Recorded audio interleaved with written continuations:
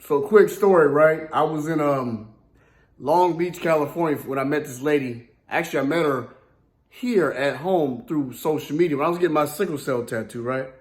Sickle cell tattoo. The guy who did this told me about her.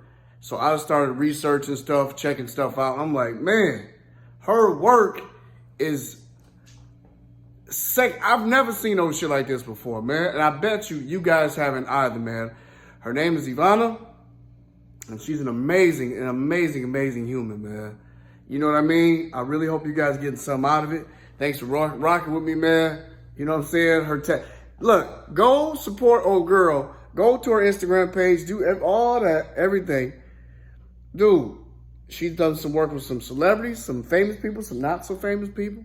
But her work, when you see it, but her story is what speaks volumes. Ivana, I love you to life. I appreciate you taking a shot on me and trusting me with your time. A trailblazer, real revolutionaries in life, in the tattoo biz, just being that person that you're supposed to be, man. You are the example. You know what I mean? I appreciate you and I love you. Let me know what you guys think. Subscribe, follow, share, all that. But listen, just listen. There are other people out here who really believe in what they do, man. And she's one of them people. You know what I mean? I love you all, man. Easy. Bikedope Conversations, man. Jon Agnew again in the building as always with the most incredible people on the planet. Time to recreate the energy, like I like to say, man. And this time I found this awesome individual here on Instagram, just surfing around. It came courtesy of, I actually found her because she came courtesy of someone else that I've known. And her name is Ivana. And where are we at right now, Ivana? Where are we at? Long Beach. Long Beach, California. So we are currently in Long Beach, California. Long Beach, California. So you have to get used to your accent a little bit. Okay, that's okay. So I have an accent, but you have an accent too. I do have. I'm from Slovakia. Slovakia. Yes, I learned English about, I would say, 15 years ago, but I just cannot get rid of my accent. And then I keep hearing people saying it's pretty sexy, so I'm just keeping it down. Yeah, it's sweet. It's sweet. So, but I think she's very humble, and I appreciate the opportunity for sitting down with me. You got pretty strong hands too. Her hands are strong because she does a strong woman, but she does some of the illest tattoos these eyes have ever seen, right? So these portraits and stuff like that, have you done these? This is the actual tattoos, okay? So some of them are limited editions. I call it illustrations or art prints. Okay. They all originally comes from the tattoos. So the poppies was the tattoo before, octopus was tattoo before, bunny was tattoo before. What I'm doing with it, okay? I create, skin is my only medium. So I create it first on the skin. I will take photos, send it to my graphic designer. I kind of like draw a little bit sketches around what I want because I'm not working with the computer. That's not my job. Yeah. And I will tell him, okay, this is how I want to see. This is what to draw there, and I send some kind of sketches. I would say. Sometimes I draw a little bit so he can kind of incorporate. Pause right there. Yeah. How did we get to this point though? How did you become this? Like, how did you go from not knowing how to speak English to doing something as sweet as this shit is? Slovakia. When you were a little girl, were you doing like what? How did it work? And how'd you end up in the United States? Like how'd you end up here in the first place? Okay, so this is a long story, but I will start since I was a child. Okay. Always thought about myself. I'm an artist. Always. Okay. I don't know. It was literally like I'm an artist and that's it. That's my job. That's my purpose on this planet. Right. So that's how I perceiving myself. And I used to draw all the time, but never thought of myself like you know, I don't think I'm not a child. I just want to have fun. I don't think about what I'm going to do when I'm like older or what is my career or anything like that. I just wanted to have a fun and it was really fulfilling me straight away. So just a little bit drawing. And then later on when I was older, I always saw myself, I'm an artist. But I didn't know exactly what it's going to be. I didn't have, it was just kind of like a vague idea, like I'm an artist, but what sort of artist I am? I don't even know what is being an artist. I just knew like artist is probably somebody free and somebody like, you know, just do what I love. Right. But I always saw myself successful, always. Okay. I don't know, and I saw myself anyways. So when I was little already, I was maybe 6 years old. my parents bought me a book about the US and everything. I'm like, yeah, absolutely. Like, I was so familiar with it and I saw myself living in here. What is Slovakia next to? That's next to. Okay, so Slovakia is a little country. Okay. I would say exactly in the Central Europe. Okay. So, you know Prague? I've heard of Prague before. So, Czech Republic, Slovakia, and then we are surrounded by Austria, Poland, and Ukraine. Okay. So it's just literally exactly in the middle of Europe. Very little country. Wow. You can drive from one point to another in 5 hours by car. Wow. It's very small. That's awesome. So and I grew up in tiny village. It's not even a village. I don't even know English word to use for this. It's about 100 people there living, and everywhere you have to access by car. So there's nothing. I was surrounded just by nature. So it sounds like you migrated here about 15. When did you come here? When did you come to the States? I came to States about 10 years ago. So I was 10 years. Maybe less than that. I was after 30 something. Yeah. Wow. Yeah. So I was in Slovakia. I grew up there and I started to do tattooing there initially, but then I left to Australia. Okay. So I started to tattoo just to practice a little bit on my friends and my family, and then I left to Australia. I was there for about 8 years, I would say. How did you? So just traveling the world for a few years. So you just ended up just going to Australia just because you wanted to go? I wanted to go on the other side of my country, other side of the world, and other side of the world was literally Australia or New Zealand. You know how hard that is for like Americans just to leave their state a lot of times. That's why I commend people who come from different walks of life like that. Because for you to say you just want to hang out in Australia for 8 years is. I was all over the place, really. But Australia was my biggest trip. I was living in Slovakia before, and then I was like, okay, I think I'm done here. But I was always very adventurous. Yeah. And my dream was literally since I was child again. I had all of this dream big, like I have no boundaries or anything like that. Not that I have them now. Right. But that was like really wild. You know, like childhood, really Absolutely. huge imagination. So my idea was always travel the world, be free, and do what I love. And I had no idea how that's gonna happen or whatever, but that's how I grew up, thinking like, yes, this is my how it's supposed to be for you. Yes, this is for me. This is absolutely my personality. I don't think of myself as a human. I don't know how to explain. It's like a spirit almost. I'm not a spirit, exactly. Right. You know, and I'm a free spirit. So if I want to go to Australia, I go to Australia. If I want to do this, I go do that. So I think just growing up, I was always thinking this way. Is the rest of your family like that, or is there? Nobody. They don't even know what I'm talking about. They don't like and you know, like I was little and I was like doing some stuff and everybody was laughing on me, and then I was in school 12 years old and we were supposed to write something. I remember I was in the 6th grade and we were supposed to write what we're going to do or what kind of career or whatever. And I said straight away, I'm going to be successful or famous. I use this word, I'm going to be the famous. Right. I'm going to live in the US, and I grew up in communism. So in that time. Communism. Yes, that time the communism just. Or was I still in communism? I don't remember. But I grew up in the communism, so it's almost impossible for you to go somewhere. And I'm like, no, I will live in US. And they were laughing, what are you going to do in US? I'm like, I'm going to be the artist. What I am, you know. So it was, I don't know, I just always thought that's about myself. amazing. Yeah. So, wow, communism. So you actually lived through communism. Yes. So how is here, the United States, different than communism? Like, I read about it, but I can't tell you, like if my son were to ask me, I would get bits and pieces. But how is communism versus, so what is it here then? It's like free will, I guess? Yes. Okay, they call it free country. Free country, right. But you know what, I don't think so. I don't think so US is free country at all. Right. It is so many rules, so many regulation, and it's also, I think we are definitely more open-minded or something. Yeah. Americans are not like that. You have maybe in like LA people are like more open-minded, or maybe in some section of US, but when you think of US as a whole, let's say, nation or country, right. I don't think so people are so open-minded at all. Absolutely. No, absolutely not. So it's almost paradox, you know. But what could, so you But could, anyway, like this is what everybody has perception about the US, or US is coming from over there. Right. Now, coming from where you're at. Absolutely. Everybody so I thinks grew up with this idea. America is this free country. Everybody wants to go to US and do this American dream or whatever, you know. Right. And I'm like, okay, like this is probably like that, right. you know. But anyway, growing up in communism, anything was better than communism. I mean, but what is like? I will tell you. Okay. So the good thing about that is, let's say there is from political reasons. Okay, everybody has a job. It's very safe and secure. Like you don't have to worry about. Everybody has accommodation. Okay. You don't see homeless people. Like I said, it's very secure in that sense. Okay, but everything is very controlled, so you cannot travel. You cannot go anywhere. The countries you can go to literally was Russia, and you need special invitations. Or you can go to Croatia. Okay. Croatia, that was like the thing, and Bulgaria. Okay. So probably this was the three countries you can access in communism, and you still have to have a special permits. Okay? People cannot travel. Now you can just pick up and go, obviously, you know? Right. Or I remember when I was 6, 8 years old, one grocery store, okay? And you have to tell them 1 week in advance, you want milk, you want bread, you want butter. That's crazy. No, literally, and you go there to the store and you can get only 1 milk for family or 1 piece of bread for the whole week for the whole family, okay? So it was very regulated. This was communism as I remember.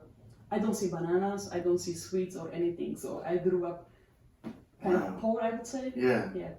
So when you come to the States, how does everything change? How does your outlook and everything change? And who the hell's getting tattoos in Slovakia when communism is still, or you are? Communism finished. So, okay. So I grew up in communism, but when I was, I think I was 10 or 12 years old when communism fell down, 1989, if I remember correctly. So I was 19 years old. Okay. So communism finished and everything started to change. Okay? So it was like more open borders and everything. People can. It was still a little bit like a baby steps, but it was steps.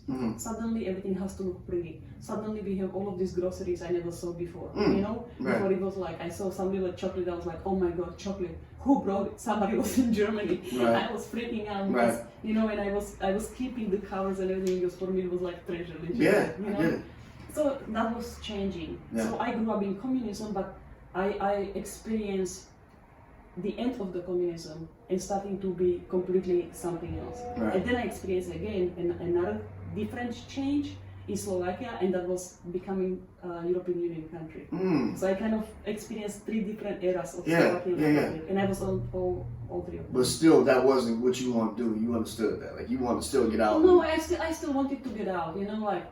European Union, we became part of European Union like way after, so I kind of grew up like right after communism. It was still better, but you know, like I was gay and it wasn't really accepted. It was still very taboo. You don't talk about this kind of stuff, you know. Yeah. But anyway, I'm free spirit, so I don't even care. But it still affected me, you know. So it's like I don't want to live in a country like that. And also I'm opportunities, so I always put myself in. You're a what? Opportunities. I'm looking for opportunities. Opportunist. Oh, opportunist. Yes. There you go. Opportunist. I'm always looking for opportunities. Yeah. You know, because like world is so big. Like, why would I have to stay exactly in Slovakia? I want to go everywhere and I want to explore. So this was also my way of thinking, and I think that was actually the primary reason, to be honest. I just wanted to explore the world. I don't even want to explore the country. I want to explore the world literally. So then I was like, it just happened. I don't even know how the idea came. I think somebody was maybe in Australia. It was so exotic for me. I don't know anybody, you know, like people who live there. I don't know anybody in Australia.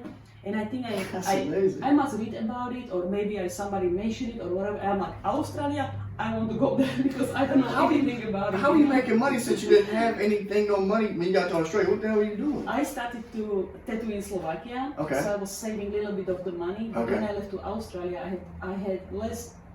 In Australian dollars, it was $600, so it's like what, maybe almost $500 American dollars, less than $500 American dollars when I came there.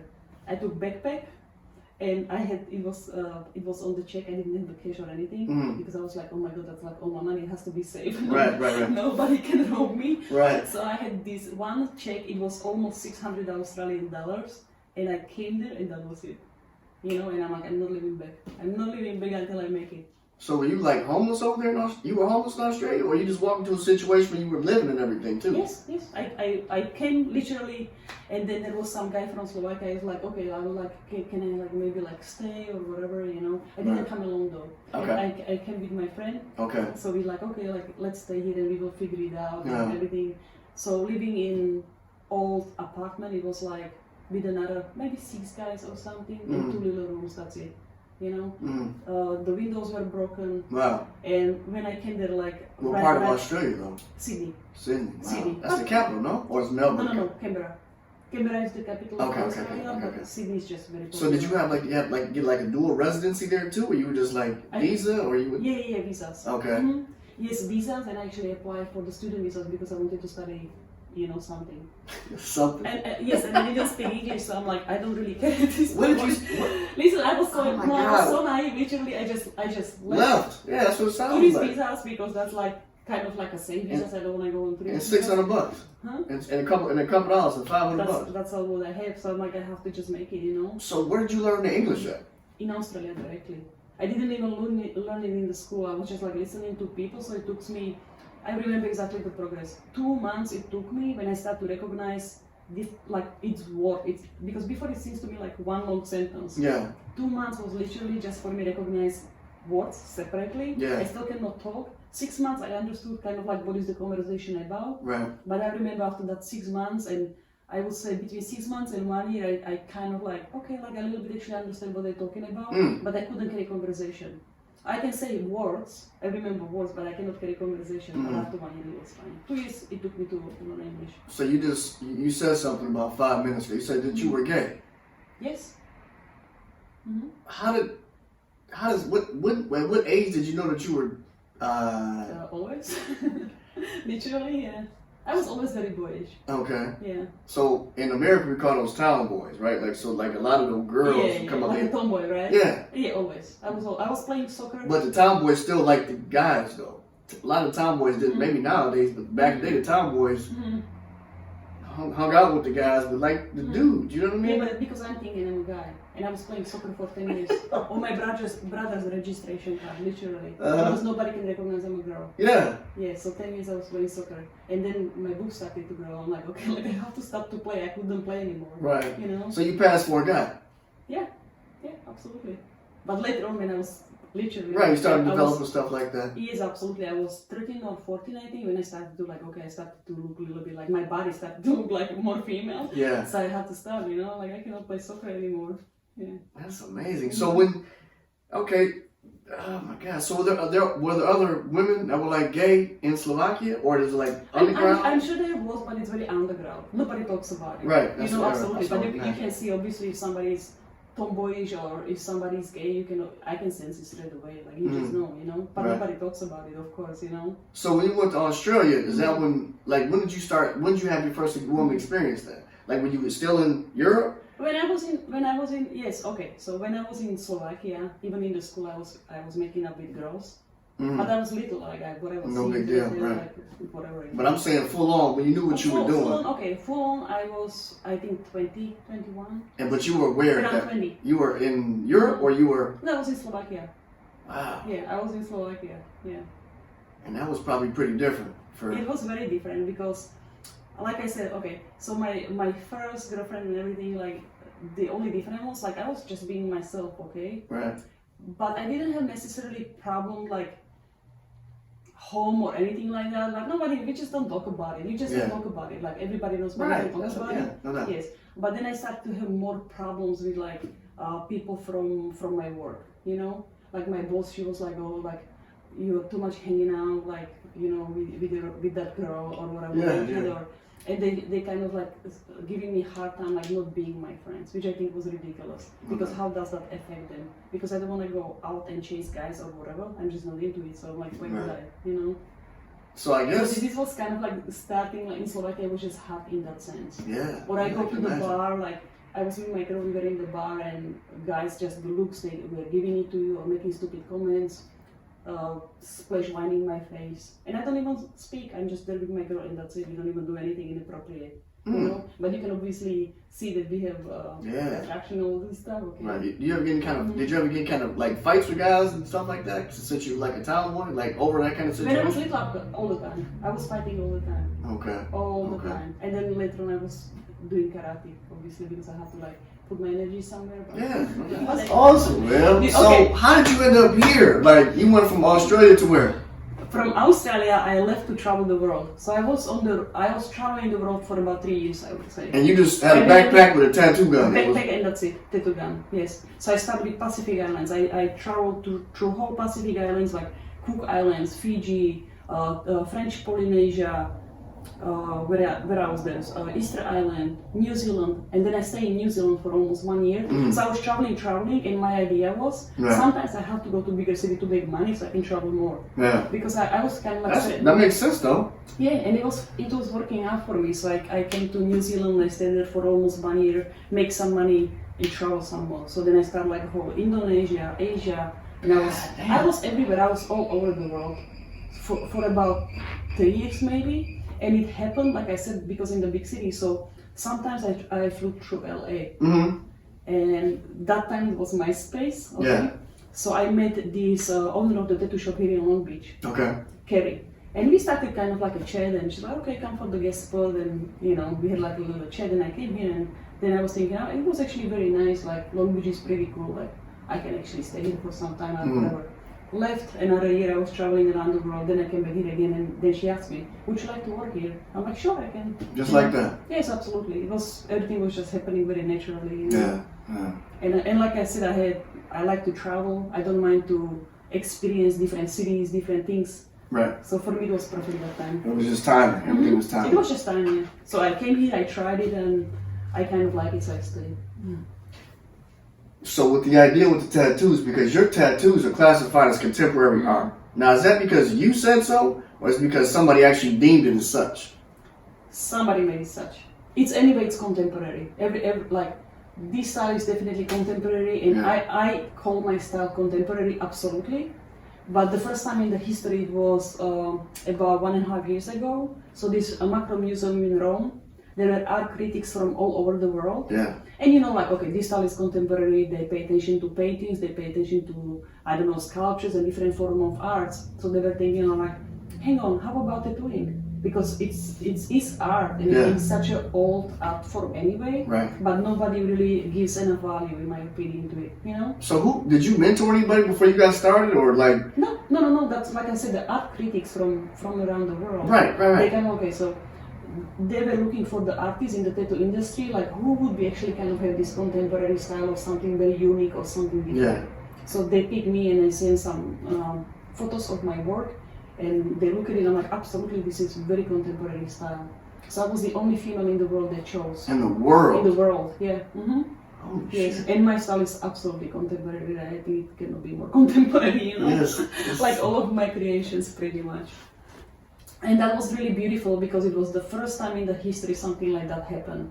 So I think this kind of little bit changed history of tattooing, and for the future coming artists, tattoo artists, they will be definitely more, I would say, valuable. Yeah. Or more respected in that sense of being an artist. That's awesome. Because obviously, like, tattooing has so many different styles. Right. And some of them can be technical tattooing, something is very artistic tattooing. I call myself artistic tattooing for sure. Okay. But some people doesn't have to be necessarily the artist or that really creative mind. They don't have to create in mind, but they are really good from technical point of view. Wow. Right. So there is a little bit of difference. But I absolutely think tattooing should be considered as a fine art. If you weren't doing tattooing, what would you be doing? Soccer coach? I wanted to play soccer. Weightlifter? Weightlifting? Some kind of physical trainer? Something like that. You seem like, because you don't... I'm very athletic, yes, and I used to do sports like, soccer was my absolutely favorite. Then I play tennis also, like, I don't know, I just love sports, and I'm really good when I do sports. If you put me in any kind of sport, and I think I will do good. So what would you do if you weren't doing tattoos though? To answer your question now, because I cannot answer what was 10 years ago or 15 years ago tomorrow, or whatever. Yeah. Okay, if I'm not doing tattooing, I enjoy doing clothing, and that's exactly what I'm doing besides tattooing. Okay, so I have my line, ITL Los Angeles. It's apparel, clothing, and it's luxury tattoo clothing, and everything it's based from my designs. Okay. So if I'm not tattooing, this is what I'm doing. Yeah. So you just stay in your passion, whatever it is. You don't deviate too far. Yes, I just love to create. Right. Yes, this is the thing. Yes. Right. But then on the other hand, and that's exactly how I feel now. I don't know exactly what is it. I also enjoy business, so I think if I have some sort of business opportunity and it can be completely different else to tattooing, I think I would go for it. Because I want to be open-minded. I don't want to be just categorized as like, okay, I only know how to tattoo. I don't want to be this person. Right. I want to open my mind for more things. See, and I had a feeling that you were gonna be like that when I was kind of like checking, not checking you out, but you know, checking just your profiles and page and stuff like that. Because I had a feeling that you were a little vast. You know what I mean? And I knew it would take you to say it and me just to listen. So I appreciate you just taking your time and doing this. This is awesome, man. Yeah, like, I love to create. Obviously, like tattooing is my still number one. But at this point, right now, when you ask me, I'm definitely open-minded to different things. And I think if something comes to me, I don't know, I will feel it, you know? Right. And I would just go for it. I don't care. I would do tattooing still probably, it's my hobby or whatever, but I don't want to be my main source of money. But how, okay, let me ask you, I just thought about this. Since I think it will be a deterrent for people when they see. You know what I would love to, what I actually really enjoy? Besides tattooing. What's that? And it definitely, and it fulfills me, it fulfills my soul. I feel good about it to teach people. I love it, really. Teach them how to tattoo? Or just I can teach them whatever? how to tattoo, and I love to inspire people, I really do. But I'm sort of person, I think I like to work with small groups of individuals, and that's probably my biggest passion after tattooing. Or it's almost like together, like I cannot almost decide, because tattooing is a little bit, gives me different feeling. Both of them are very satisfying, but it's just very different. Yeah. You know, tattooing of course I love because I can really create whatever I want. People give me their skin pretty much. Yeah. Nobody tells me what to do. Yeah. Like, you want tattoo, okay, tell me one word and that's it, and everything is up to me. So I'm pretty much using your skin. I'm so happy about it because like, I don't draw. But how do you think that's, how about if you come with the shit and I don't like it, then what? Then what we do from there? I mean, you said I just say whales, and you give me your whale, and he's going to be doing this and that, and you put it right here, and yes, and that's it, that's how it is. Well, how about if I don't care for it? That's gonna be your problem probably. because the thing, and I will I will tell you in the beginning, like I'm not going to surprise you completely, okay? But I say, okay, you want whale, so I show you kind of a rough ideas, like, you know what, this is how I want to do it, this is how it's going to be, and this is where I'm going to put it. I even choose the place sometimes, you know? If obviously, like, I'm not going to choose Lego or something, some people like, no, I don't want to be seen or whatever, but you still have to be flexible with me. And I'm very honest in the beginning. I don't want to do anything I'm not going to enjoy. I just don't want to. Because I spend, it's energy exchange and everything, you know. Absolutely. And usually I'm doing at least 2 sessions on the tattoo because I want to make sure it's absolutely 100% perfect. Okay? So sometimes when I do only first pass of tattooing, the ink can be diluted with the blood and it's maybe not so sharp as I want to. You know, the dynamic is a little bit, I would say, weak, and I want to have it like really nice and powerful, you know, like it has to be just perfect. So in that order, I have to do at least 2 sessions. If you need 3 sessions, I will tell you need 3 sessions, you know, or more. I decided about that. So if you make all the decisions like that, I would even hate to ask you what your prices are. I mean, are you charging pretty extreme prices? Not extreme at all. No, I don't charge extreme prices. Like, what is it? Because remember, I'm not from here.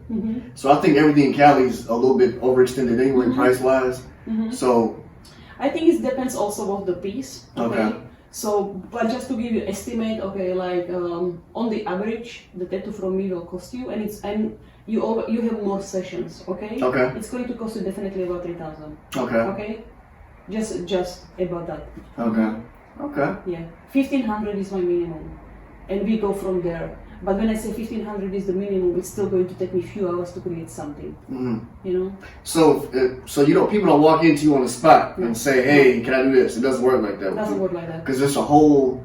For me, it's all preparation. Okay, so I need to be prepared for it. I need to have my mind straight. Okay? Right. That's what I was going to say. It's a mental thing. It's not just. For me, it's mental thing. You just don't say, "Hey, I want this gorilla on the wall and put it right here." It doesn't work like that. No way. You can pay me 5,000 and I'm not gonna do it. I just don't want to because I want to be happy with it first. You know what I mean? Yeah. Yes. I cannot explain to you, like, in my past, of course, I was doing, this is how I crafted my style, okay? I was doing anything from everything, tribals, Polynesian tattoo, then I traveled New Zealand, Maori tattoos, then I traveled US, okay, I tried old school tattoo, I did everything, every style, and then somehow I was just finding my way what I like the most, you know? And for me it's so sacred that I'm not going to compromise. I'm just not going to because that makes me so happy. Yeah. You know? Right. So for me, it's not necessarily about money. Like, I know I make money with tattooing, but I'm not going to tattoo something I don't enjoy. I just don't want to do it because I'm the biggest critic of myself, okay? Right. And I'm not going to be happy with it, and I never want to feel this way. Understood. You know, I just want to be happy. Yeah. And to spend whole that, let's say 6 hours or one day, if I have a whole day with a client, I only take one client a day. I don't care if I tattoo you for 3 hours or 7 hours. I only want to have one client because I want to give you 100%. So this is my way to go. Understood. Yeah. I like it. I like it. And you have my 100%. You know? Yeah. And I think it's fair because I'm giving you something for life. For me, it's like I said. For me, it's sacred. Like it's something really. It's a part of really you. Special. Yeah. You What else? I just thought about something. I just thought about something. It slipped my mind. I'm talking more than he does, right? That's how it's supposed to be. I just have to do podcasts. It's about you. Like that's why I came here. I'm glad that you're open. Yeah. You know what I mean? You can ask me anything. Yeah. Yeah, I appreciate it. I have nothing to hide. Yeah. That's awesome, man. What How can people follow you on Instagram and stuff like that? And how often do you post? I mean, is that the only platform you have to advertise on? Is Instagram? No, I have everything. So I have my official website. Okay. www.ivanatattooart.com. So that's my tattooing site, and then I have Facebook, Twitter, Instagram, Pinterest. Everything is under Ivana Tattoo Art. So if you Google Ivana Tattoo Art, you will literally find me on any platform. You're awesome. The only few platforms I don't have is Snapchat. It's just too much to keep up with everything, you know. But Instagram and Facebook is the best so far. So. Absolutely, absolutely. So, is there anything else that you want to say to the people before we tighten up, before we end it here? Is there anything else that is something I forgot? Is there something that you think is an absolute? Because I think you're big on energy. I think you're really big on vibes and energy, and I can feel that. You know what I mean? I am, yeah. I can see colors. Like, if clients and I think sometimes like I get this question a lot, like, how do you choose your colors? Because everyone's like, oh my god, so many colors, but it works. How do you do that? And I'm like, I can just feel the energy. I can see the colors. Right. You know. Right. So that's why again, like I require absolute freedom when I create something. Yeah.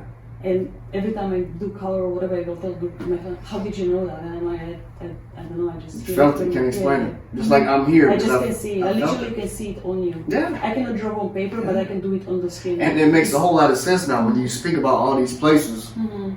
So when somebody gets a piece of work from you, it's a culmination of everything, so to speak. But what's your touch on it? Is that fair to say? You know what I mean? Is that fair to say? You tracking? What is it again? I'm saying, so when people, like if you go to Fiji, New Zealand, if you go to, you been to China? Everywhere, right? I've been everywhere. I haven't been Antarctica, that's why I want to go there. So but you get tattoos all around the planet, pretty much. Pretty much, yes. So when you do your own tattoos, it's a culmination of all those, but with your. I really think so. It was because you're absorbing everything. I was like a sponge even before. Absolutely. You're absorbing everything, whether it's unconsciously or consciously, but you are absorbing it. And to be in that energy and creative space, and some places has really strong energy for me. Right. Nature is one of my biggest inspiration, definitely. Nature is like, that's it, like, you know? Yeah. The whole energy, whole that perception. So it's absolutely influenced my art. That's awesome. Yes. That's awesome. And I think it's very important for people to be in the places where they feel good and creative and everything. I was in some places where I didn't feel creative. And we as people, a lot of times, absolutely stay away from that place.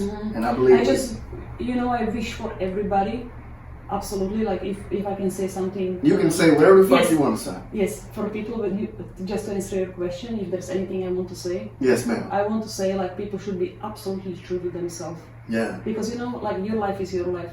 And I think you should always follow just you, and that's it. Like, your path. You have to be selfish in that sense. Right on. You know? Right on. So to be true to yourself and just do pretty much what you really enjoy. Like, I don't see life as a struggle. Like, why it should be, you know? Yeah. I think you should just make fun out of it, like, and the most out of it. Absolutely. And the more you are true to yourself, I think you are more aware. The better choices you make. Yeah. You know? Right. And I think that's like your ultimate happiness, in my opinion. You know? So I want you to say it again. I want you to look at the camera, right? But I want you to say how people can follow you again. But say it slow, because some people may not be able to absorb your English that well. So just speak a little bit slower and say they can find you at IvanaArt.com. Everybody can find me on any possible platform: Facebook, Instagram, Pinterest, what else is there? Twitter. Not Snapchat. No Snapchat. No Snapchat. Ivana Tattoo Art. That's, everything is Ivana Tattoo Art. And that's IVANA TATTOOART.com. IvanaTattooArt.com. My Instagram is Ivana Tattoo Art. Crazy. If you see some badass tattoos and some super funky colors, you know it's me. Right on. So you can. This is my girl, man. My name is Jon Agnew, of course. I'm the founder of Bikedope. You can follow me on Bikedope. You can get the gear at bikedope.net.